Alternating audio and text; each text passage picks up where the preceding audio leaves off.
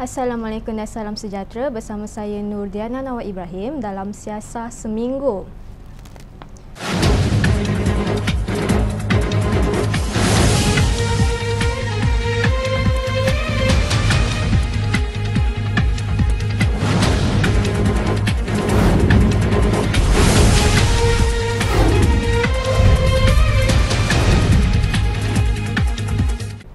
Gara-gara tulisan anggota Dewan Undangan Negeri Adun Kawasan Seri Muda Suhaimi Syafiee yang mengulas mengenai isu pelantikan Datuk Mamat Kusrin Munawi sebagai Setiausaha Kerajaan Negeri Selangor yang baru, di dalam blog beliau, wakil rakyat itu kini telah didakwa di bawah Seksyen 4-1C Akta Hasutan 1948.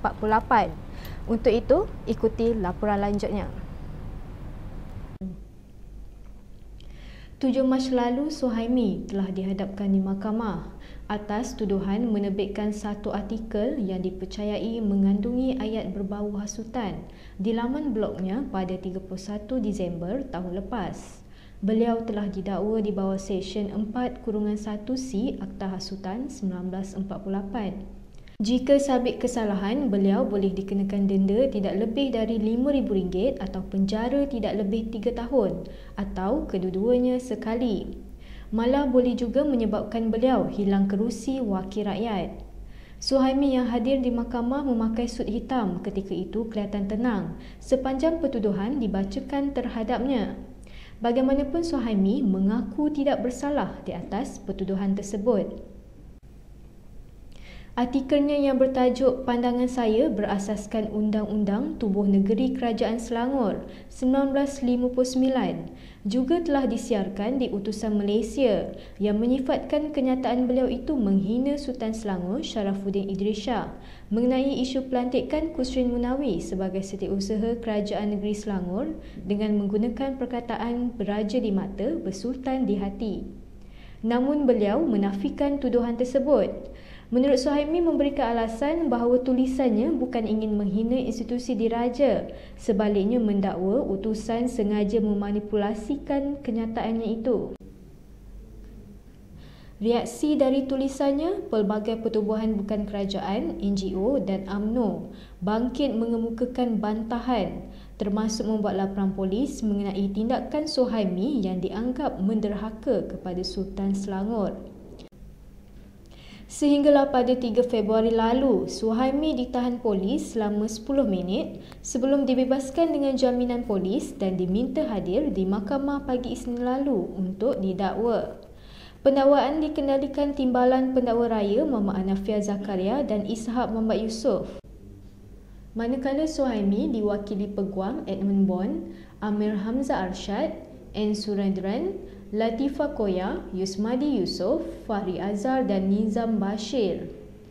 Terdahulu Muhammad Anafia mencadangkan agar Suhaimi dibebaskan dengan jaminan RM20,000 serta seorang penjamin atas alasan kesalahan yang dilakukannya serius kerana ia melibatkan hasutan terhadap Sultan Selangor. Namun, ia segera dibidas Peguam Suhaimi, Edmund, yang mengatakan jumlah jaminan yang dicadangkan pihak pendakwaan itu adalah tidak wajar. Kata Edmund, mengikut hukum yang diperuntukkan di bawah Seksyen 4-1C Akta Hasutan itu, denda maksimum adalah sebanyak RM5,000, tidak lebih dari itu. Kemudiannya, Hakim Latifah Muhammad Tahar menetapkan denda sebanyak RM8,000 dengan seorang penjamin. Penjamin merupakan rakan beliau, Rohaya Wan Idris, 48 tahun. Beliau juga menetapkan 28 Mac depan untuk sebutan semula kes bagi memberi peluang Suhaimi memfailkan permohonan deklarasi di Mahkamah Tinggi.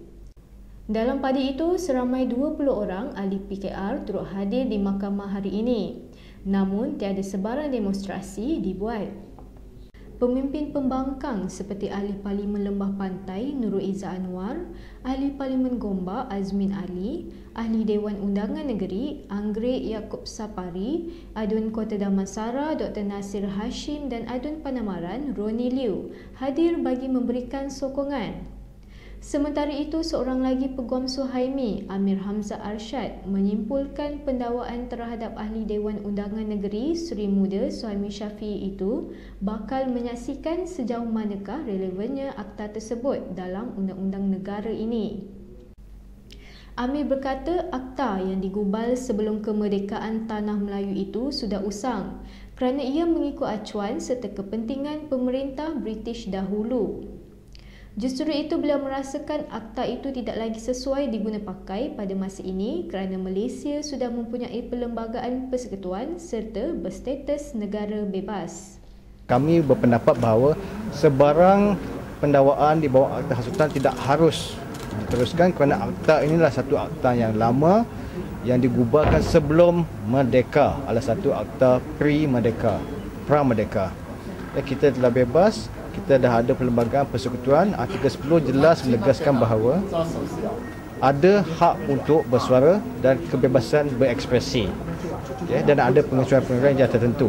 Kami berpendapat bahawa pengecualian yang termaktub di dalam perlembagaan persekutuan tidak merangkumi isu pada hari ini. Tegas Amir lagi, pendakwaan terhadap Suhaimi itu juga dilihat mempunyai unsur mainan politik sempit UMNO Barisan Nasional. Ini kerana menurut Amir, jelas kelihatan kerajaan persekutuan pasti akan menggunakan akta tersebut sebagai satu cara yang tidak sedar bagi menutup mulut parti pembangkang dan mana-mana pihak yang dianggap mengancam dasar kerajaan memerintah. Jadi tidak perlu ada akta hasutan, masing-masing boleh bebas berbincang, berdebat. Kalau tak berhati, kita berikan pendapat kita secara forum yang tertentu. Tak perlu kita nak gunakan proses mahkamah semata-mata untuk menyekat, mengongkong hak-hak individu untuk bersuara. N. Surandaran yang juga merupakan salah seorang peguam bela Suhaimi mempersoalkan keikhlasan kerajaan pusat yang kononnya menghormati proses demokrasi. The other thing that I want to say is that the Sedition Act, we have said it time and time again, it's a 1948 Act. It has got no place in a democratic society. Akta hasutan tidak mempunyai tempat di dalam suatu negara yang demokrasi dan bebas. Jika kerajaan setiap kali menyatakan bahawa ini adalah negara bebas dan kerajaan menghormati proses demokrasi dan sebagainya, jika benar, mansuhkan. Seramai 80 didakwa, 61 diberi kaunseling dan 60 lagi diarah beredar dalam operasi Hari Kekasih baru-baru ini. Operasi itu juga merupakan sebahagian daripada kempen anti-zina yang dijalankan oleh Kerajaan Negeri Selangor. Ikuti laporannya. Kempen Siri kali ketiga itu melibatkan 3 fasa, iaitu fasa pertama adalah majlis pelancaran oleh Menteri Besar Selangor Tan Sri Khalid Ibrahim.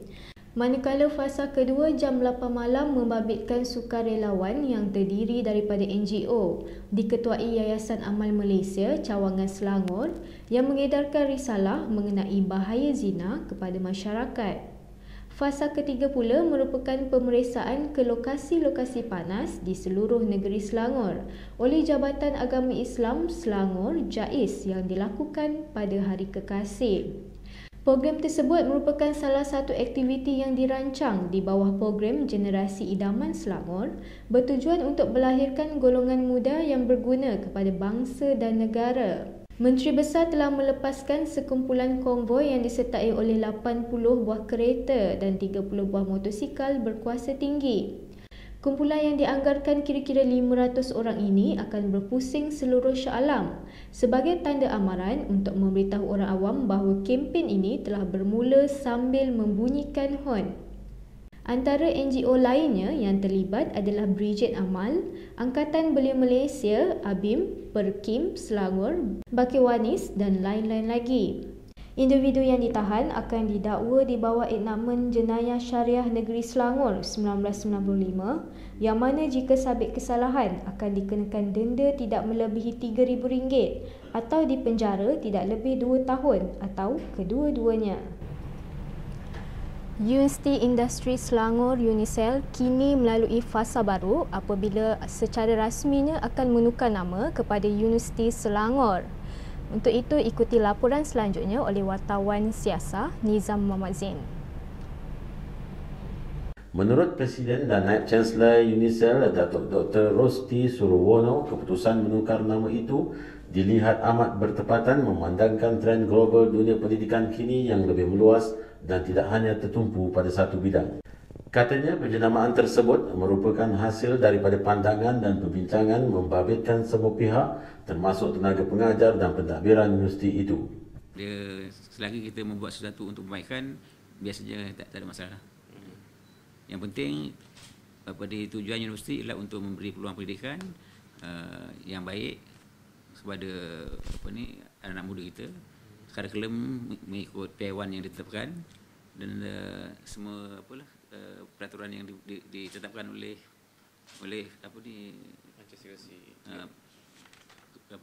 badan-badan yang bertanggungjawab lah. Antara lain, Rosti berkata perubahan nama itu juga adalah bagi memastikan institusi pengajian tinggi IPT itu terus mampu bersaing. Bagaimana sebuah universiti macam UNICEF akan mengadakan sesuatu yang lebih menarik. Sebab itu kita tekankan bahawa program kita ini menjurus kepada, walaupun nama dah tukar, tetapi masih juga mengambil berat tentang keperluan industri. Dan bukan industri pada saya termasuk juga majikan yang lain lah. Misalnya kalau kita ada kursus-kursus sains sosial, apakah jenis kursus yang dikehendaki oleh masyarakat. Misalnya sekarang ni, zaman sekarang ni kita ada masalah-masalah sosial seperti dadah, ibu tunggal, masalah pengangguran. Nah, itu juga termasuk dalam kajian sains sosial dan kami orang kata ubah suai kandungan kursus tu supaya mereka dapat orang kata pemahaman dalam bidang-bidang tu. Jadi supaya mereka keluar nanti dapat memahami masalah sebenar dan sekiranya majikan itu mencari pegawai dan mereka akan menjadi orang kata bakat yang dicari lah. Rosti berkata perkataan industri yang digunakan sebelum ini menimbulkan kekeliruan kepada ibu bapa dan pelajar yang beranggapan UNICEF hanya menawarkan kursus berkaitan bidang industri berat dan kejuruteraan sahaja. Kurikulum tetap menepati keperluan nasional dan negeri. Jadi saya rasa tidak akan membawa masalah apa-apa. Ya. Kecuali orang nak menjadikan di isu lah. Pada saya isu yang tidak perlu dibagikan. Ya. Sebab yang penting itu ialah penambahbaikan dan ini ialah untuk kepentingan pelajar, untuk kepentingan masyarakat umum. Tambahnya lagi, UNICEF mempunyai pelbagai kursus dan merangkumi semua lapangan termasuk kejururawatan, komunikasi massa, pendidikan dan fotografi yang ditawarkan kepada pelajar di peringkat diploma dan ijazah pertama. Kemahiran yang boleh dibawa ke mana-mana, transferable skills. Jadi kurikulum kita memang mengambil kira ini supaya graduan kita boleh cari kerja di mana-mana saja. Misalnya dalam bidang kejuruteraan, kita ada Washington Accord ya, untuk ijazah kejuruteraan. Jadi sekarang ni UNICEF sudah berdaftar dan graduan kita sudah setelah mendapat pengiktirafan oleh Lembaga Juruteraan Malaysia, mereka boleh bekerja di mana-mana saja. Di mana yang mengiktiraf Washington Accord ini. Itu caranya. Itu satu contoh. Satu contoh lagi ialah kursus katakanlah macam perguruan. Kita ada pendidikan prasekolah, pendidikan bahasa Inggeris dan tiap-tiap pelajar dikehendaki juga menjalani latihan praktikum dia. Itu memang ditentukan oleh profesion tersebut.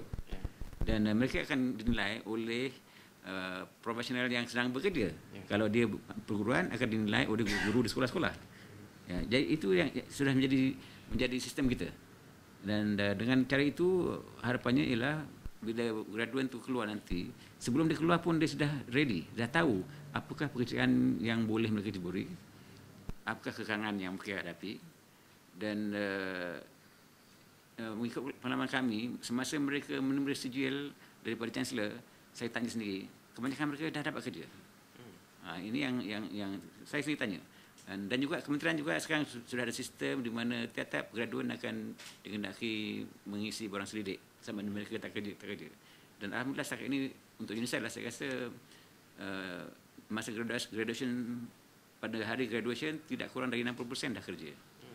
Dan setelah 6 bulan, dalam tempoh 6 bulan mungkin dah naik kepada 90%. Singkatan UNISEL masih dikekalkan dan nama baru ini dipilih sempena penyenamaan semula universiti itu setelah 11 tahun ditubuhkan, termasuk logo baru yang akan dilancarkan pada hari yang sama.